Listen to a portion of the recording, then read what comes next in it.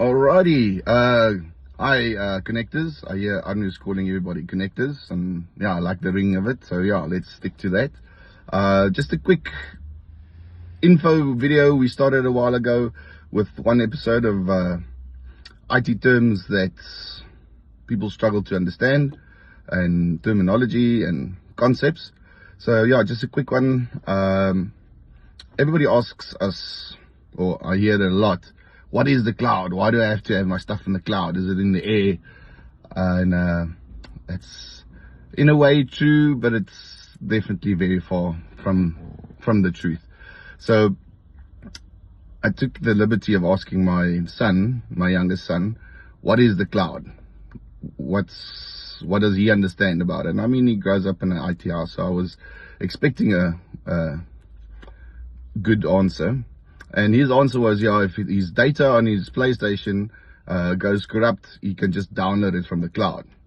I'm like, okay, you understand the concept, but what is it? Where is it? And he had no clue. So for me to explain that so that he understood as well, was what they did is, as the internet grew, and the misconception in the early 60s when they started designing the idea of the internet, in theory, was that the bigger the internet gets, the slower it's going to be. And the opposite actually happened. The bigger the internet got, the faster it's getting, with more nodes connected to each other, more different paths for the data to flow. The internet got faster. So with what happens there is, if you've got a company, you've got a server with all your data sitting there, and you can access your data. Thanks to the internet, you can access that data from offsite, other countries, other offices, remote offices.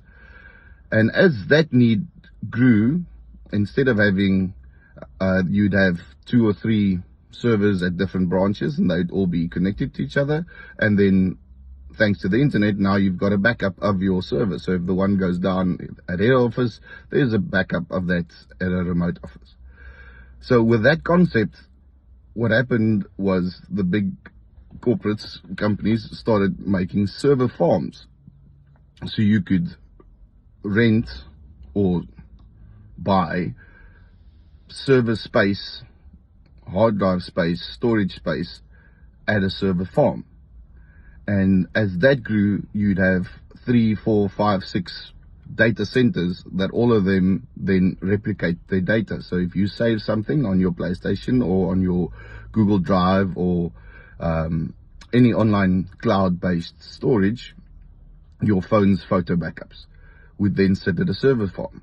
And that data would then be replicated to multiple others. So if something happens at one of the server farms, or they do maintenance, it is still accessible.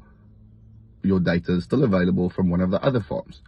So where the name cloud comes from is in network diagrams. When you start designing networks and when you're doing your N pluses and certifications, when you draw network diagrams, your connection out to the internet was a little cloud. And that's hence where the name came from, cloud storage. It's stored on the internet, so it could be anywhere as long as there's an internet connection. So I hope that you find this informative, and please, if you can, comment, send us some ideas, concepts that you maybe don't understand, and hopefully I demystified the cloud for you. Thank you.